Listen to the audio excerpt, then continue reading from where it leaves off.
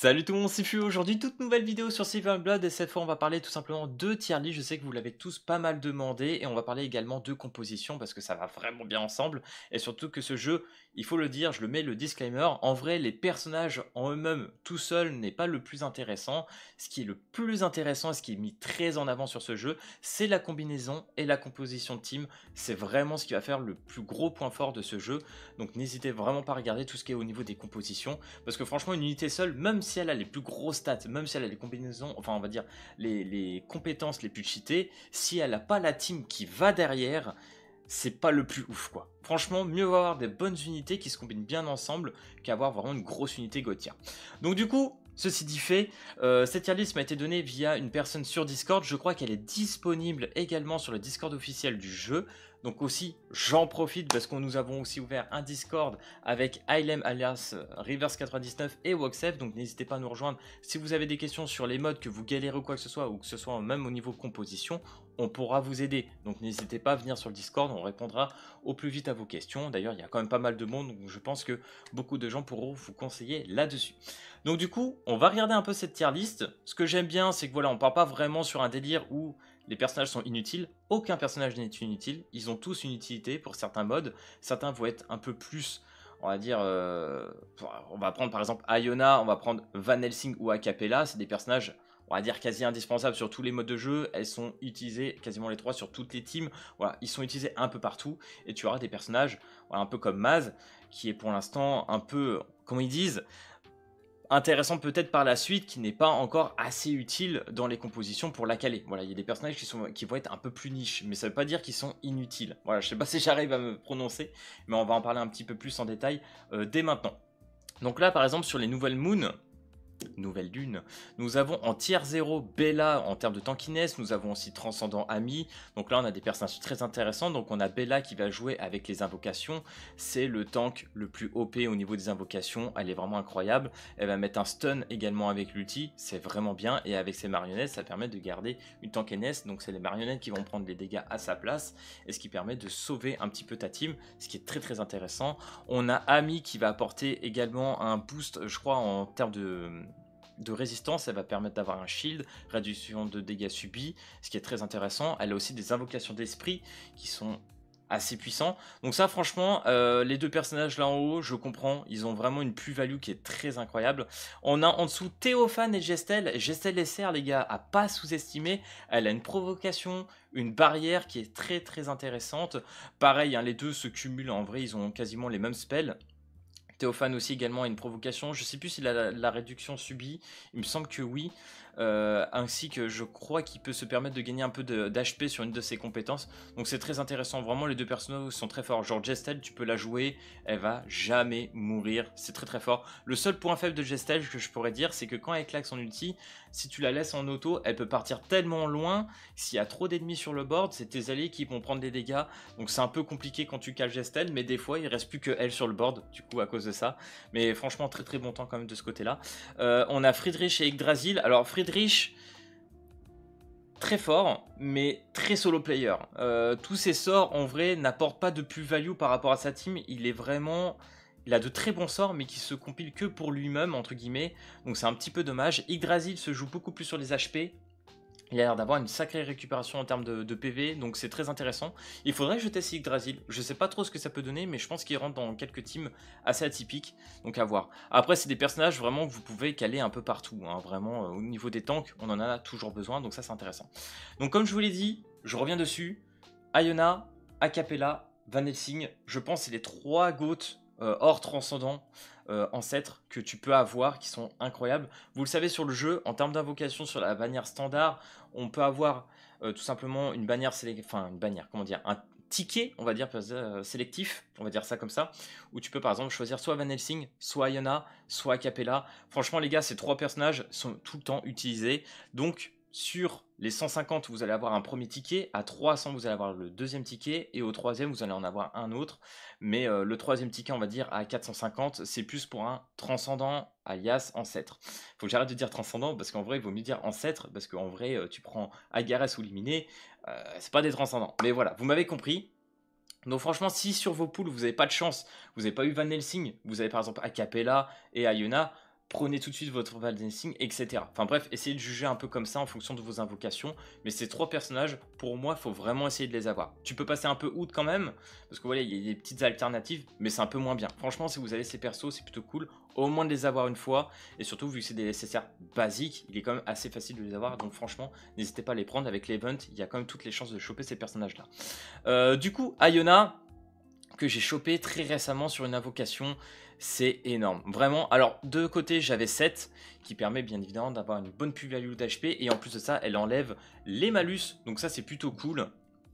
Là-dessus, par exemple, s'il y a une mission où tu as les ennemis qui vont te mettre un endormissement, comment on peut dire, un slip, entre guillemets, elle va enlever ce malus-là, et puis du coup, tu vas pouvoir attaquer derrière, c'est très très intéressant. Donc on a Iona qui va te donner un peu de heal, mais c'est surtout de la réduction de dégâts subis et un shield qui est incroyable. Et bien évidemment, elle va regrouper avec son ulti tous les alliés, ce qui est très très intéressant, mais ce qui peut emmerder quand tu joues un personnage comme Augustine, je pense, ou surtout le Gilrain, qui va partir pour taper les unités un peu plus faibles en arrière du board, donc du coup qui va regrouper les personnages. C'est un peu dommage, ça contre un peu les assassins, mais en dehors de ça, Iona c'est un super personnage, elle est assez indispensable. Là elle me permet tout simplement de passer du contenu que je ne pouvais pas avant, donc franchement incroyable. Même avec 7, hein, je vous dis, avec 7 je commence à être bloqué, j'ai eu Iona, ça m'a tout débloqué, c'est quand même une grosse dinguerie. On a Edina, je crois c'est réduction de dégâts subis de 15%, elle va réduire un peu là-dessus, elle va donner sur son ulti 25% je crois au niveau du heal sur tes alliés, c'est très intéressant. Mais par contre elle n'apporte pas de barrière, elle manque un peu quelque chose. Très bonne unité, mais il manque un peu de surplus. Mais Edina, franchement, ça reste très bien. Du coup, nous passons à Johan et Darcias. Donc là, on a Johan qui va rentrer très très bien sur une team contrôle et Darcias plutôt pour une team dot. Donc là, on a par exemple Darcias qui va jouer sur du saignement et Johan plus avec de l'induction. Donc sur un certain pile d'induction, elle va mettre un étourdissement. Voilà, cherchez le mot. Pareil, Augustine passera très très bien avec du contrôle parce qu'il a pareil aussi un effet d'étourdissement qui peut être très intéressant. Même si là, il est mis plutôt bas, ça reste quand même une unité très très puissante pour un terme d'assassin. Je pense qu'il est plus assassin en vrai. Hein. Je sais pas trop pourquoi on le mettait plutôt warrior, mais je le vois plus assassin en vrai. Donc là voilà, 2 bonnes unités. Donc là en vrai je vous ai pas trop dit des compositions par rapport à ces personnages, hormis que on sait que Bella est plutôt dans du summon, hein. Le reste ça peut passer, c'est un peu du passe-partout. En vrai il n'y a pas vraiment de trucs à proprement parler sur eux. Ensuite on a Gilrain. Alors Gilrain je crois c'est vitesse d'attaque qu'il peut gagner sur ses spells qui est très très intéressant. Je sais plus s'il se donne aussi une barrière entre guillemets. Mais voilà, il va taper avec un sort de taureau, je sais plus trop c'est quoi la compétence, mais il va taper assez fort, donc c'est un assassin là pour le coup, il n'y a pas de doute. Il va pas taper très très très fort. Donc là on a parlé de Gilrain, pareil, de gros dégâts. Je sais plus s'il a un petit effet style saignement ou quoi qui peut permettre de le mettre dans une team dot. Mais en tout cas, très très bon personnage aussi. On a Hattie et Nicole. Nicole, si je me trompe pas, elle rentre très très bien dans une team dot également. Elle va avoir un effet d'induction. Non, autant pour moi. Saignement. Nicole est plutôt dans du saignement. Donc évidemment, elle rentre dans du dot. Donc ça, c'est plutôt cool. Hattie, si je me souviens bien, elle a un délire avec son passif. Si tu claques le passif de lune, elle va gagner du vol de vie. Donc ça, au niveau de contrôle, c'est très très intéressant. Un peu comme fait Lamia. L'ulti, désolé les gars, je me rappelle plus au niveau de Hattie, mais voilà, ça c'est plutôt des personnages qui rentrent dans des teams attaque normale. Voilà, c'est plutôt sur des teams assez classiques entre Gilrain, Hattie et Gilrain. Nicole, là, du coup, pas de doute, elle va rentrer dans du dot. Maz, compliqué. Maz compliqué à claquer, étant donné que Maz c'est un personnage qui, dès qu'il claque son ulti, il meurt. C'est un peu le Gojo dans Jujutsu Kaisen. À partir d'un certain nombre de tours, il meurt. Là, c'est un peu dérivé. Dès qu'elle claque son ulti, à la fin de l'ulti, elle meurt. Par contre, ce qui est très très intéressant, c'est grâce à son passif, parce que son coût d'ulti est de 10. À partir de tant de secondes, elle va avoir une réduction au niveau de l'ulti. Donc ça, c'est bien, elle peut partir en ulti. Donc c'est un personnage qui peut être très intéressant dans le futur. On sait pourquoi pas un perso qui pourrait arriver et qui permet de revive des personnages. Dans ce cas-là, ça permettrait de taper avec Maz et ça serait incroyable. Donc on peut le voir, elle est assassin parce que tout simplement, elle tape très très fort sur son ulti, elle a un pourcentage vraiment OP. Acapella, les gars, j'ai pas grand chose à dire. Le perso il est quasi parfait en vrai. Hein. Il va permettre de gagner tout simplement les ultis le plus rapidement possible. Il va augmenter les apps de sang. Hein. Ça c'est une dinguerie. Je crois là actuellement de 25%, mais si je crois tu montes la compétence au maximum, il va passer à 35%, ce qui est quand même assez dingue. Il va augmenter les dégâts magiques, les dégâts physiques, les crits aussi. Donc franchement, Acapella c'est un personnage quasi parfait. Je n'ai rien à dire sur Acapella, il est vraiment génial. Ami, Ami un peu particulier, je crois, c'est un personnage qui va jouer plus sur une team assez classique. Tu vas pas la mettre sur des, on va dire, des teams très particulières. Elle va avoir un ulti qui va permettre de téléporter, je crois, les alliés. Elle va permettre d'avoir une réduction de dégâts subis aussi qui est très intéressante. Elle va se lier sur un allié en particulier. Voilà, donc c'est un peu un personnage qui va se jouer sur certaines compositions assez atypiques. Mais en vrai, je pense pas, Ami, que tu vas jouer le plus. Même si je pense que tu peux l'avoir sur quelques compos. Faudrait que je revoie. Mais dit comme ça, effectivement, je préfère effectivement un acapella. Pavana, c'est le personnage PVP que tu peux acheter en boutique. Elle est très bien, elle va se jouer sur des étourdissements, du sommeil, etc. Mais pour l'instant, hormis PVP, je pense pas qu'elle soit très intéressante. Elle va jouer vraiment sur ce stat en particulier, cette compétence-là. Donc à voir par la suite. Donc là, c'est pour les moitiés de lune, vous l'avez compris. Donc là, on passe sur les full moon. Et sur les full moon, là, il y a du lourd. Hein. On a Noah Transcendant. Donc Noah que j'ai eu aussi très récemment, qui rentre bien évidemment. C'est un pilier pour moi de la team Summon. Alors oui, c'est vrai qu'on parle des transcendants, des personnages, on va dire, ancêtres. Les ancêtres, en fait, pour beaucoup, je trouve, c'est des piliers de certaines teams. Franchement, si tu prends Noah, c'est un pilier de la team Summon. Ati est vraiment la pilière de la team Dot. Franchement, si t'as pas Ati pour la team Dot, c'est dommage. Pas que tu vas pas t'en sortir, mais si t'as pas Ati, ça réduit quand même, je trouve, la puissance de la team Dot. C'est vraiment un indispensable pour moi dans cette team-là. La compétence, elle est vraiment trop cheatée. Mais on va y venir. Après, Agarès, c'est un peu compliqué. Agarès, pour l'instant, il rentre pas dans grand chose, mais bon, je vais y venir. Donc, bien évidemment, il a des ombres qu'il peut invoquer. Lorsqu'il utilise son ulti, ça pouffe ses ombres, et puis il va gagner en dégâts. Franchement, c'est une dinguerie. S'il y a des ennemis qui meurent sur le bord, ça crée ses ombres. Pas grand chose à dire sur Noah. Il tape très très fort, il est très polyvalent. J'aime beaucoup. Sur une team summon, il est vraiment bien. Il tape à distance en plus, donc ça c'est vraiment cool. Van Helsing, bah, comme je l'ai dit, c'est un goth en DPS à distance aussi. Pas mal de dégâts crit, etc. Enfin, franchement, il va taper très très fort et il va vous être utile sur une composition de base, hein, attaque normale, etc.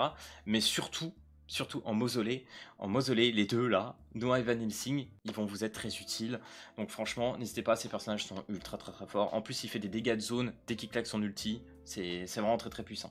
On a Triss. Alors Triss, si je me trompe pas, dégâts d'induction aussi. Donc ça va être sur du contrôle.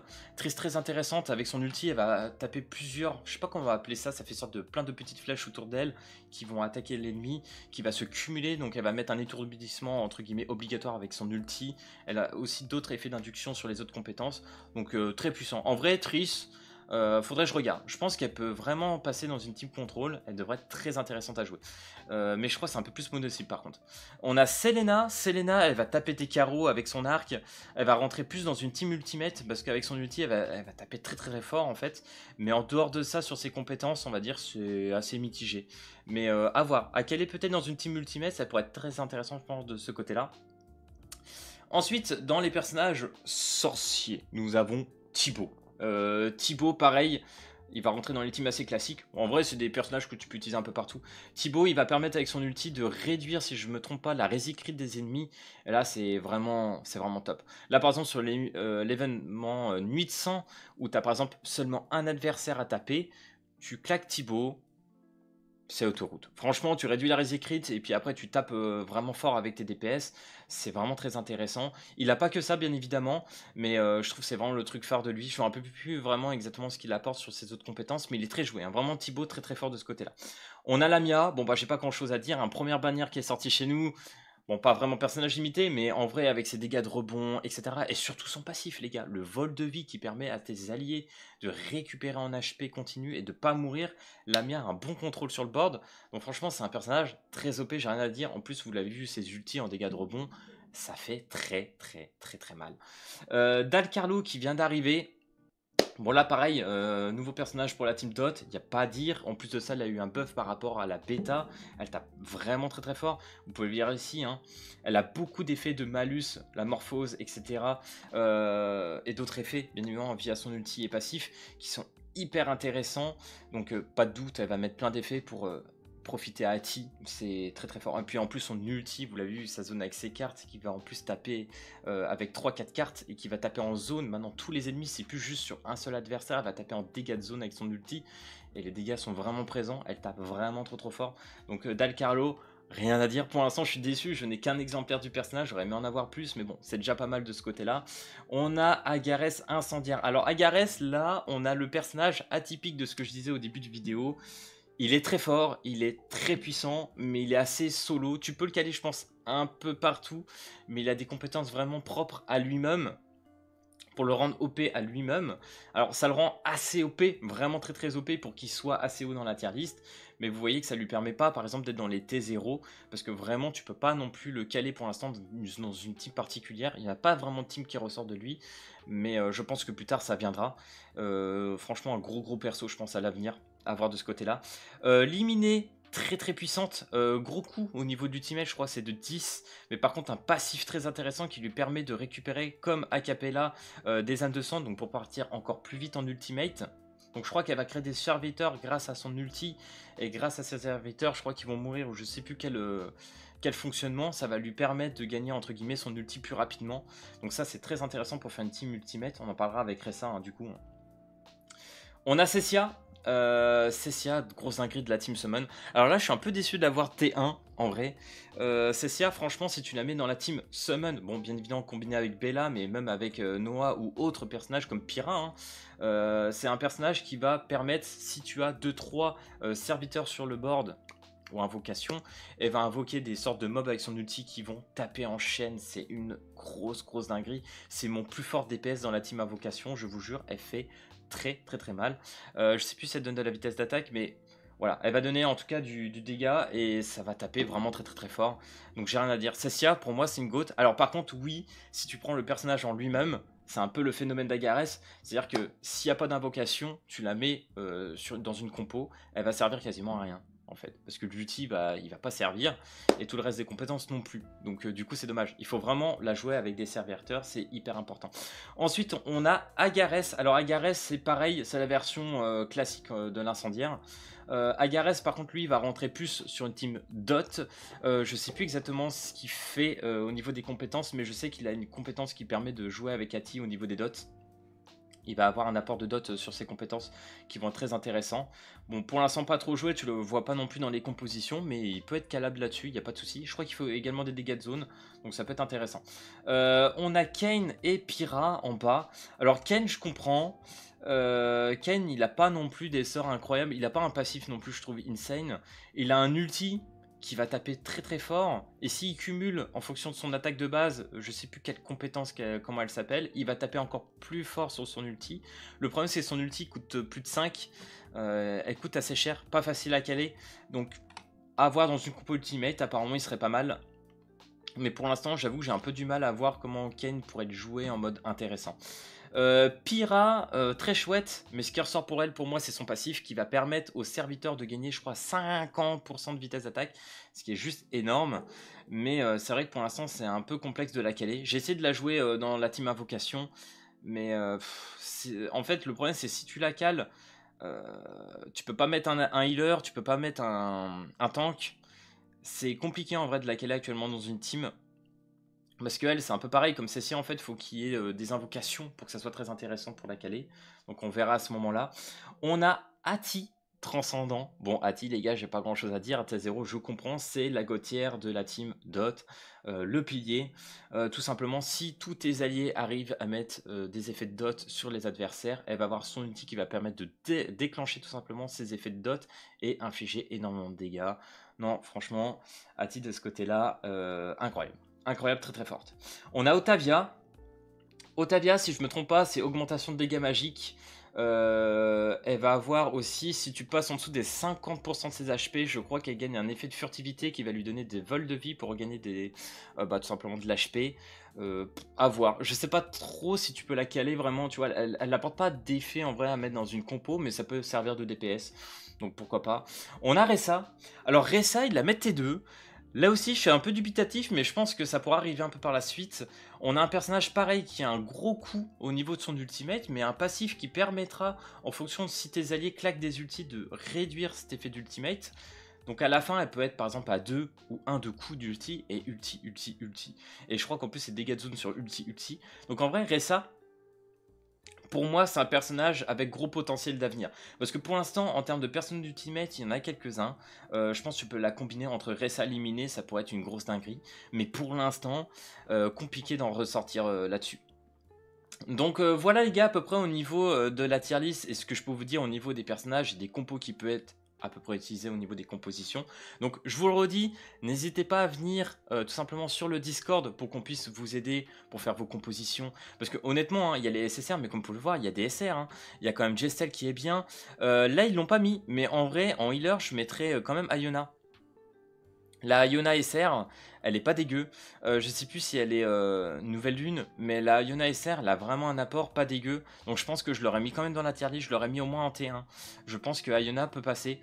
Je sais plus s'il y avait d'autres personnages SR là qu'on en avait parlé. Je crois plus, je crois pas. Non, bah là il y a Gestel, mais ça, Gestel, je comprends. Mais ouais, j'aurais mis au moins Iona en plus en SR, qui est quand même très très intéressante. Après, bien évidemment, vous voyez, hein, il y a tellement de personnages, il y a beaucoup de persos d'hôtes, et puis avec tout ce qui va arriver par la suite, ça va compiler encore en plus. Il y a vraiment un paquet de compositions à faire qui sont super intéressants. Non, franchement, les gars, je kiffe trop le jeu. J'avoue que là, ça fait quoi, 10-11 jours qu'il est sorti. Je kiffe trop. Là, je commence à me faire une petite team dot. Je me kiffe. Non, même pas. C'est pas vraiment une team dot parce que j'ai pas de tige. Je trouve que c'est un peu moins intéressant. Mais une team contrôle. Et en termes de personnage contrôle, c'est assez rigolo avec Johanna, etc. Donc voilà, on commence à faire des trucs assez fun de ce côté. Enfin bref, je vais pas faire durer la vidéo plus longtemps. Je pense qu'elle est déjà très très longue. En tout cas, si cette vidéo t'a plu, n'hésite pas comme d'habitude à lâcher le petit pouce bleu et à t'abonner. Et puis moi, je te dis à plus à la prochaine vidéo. Allez, peace tout le monde.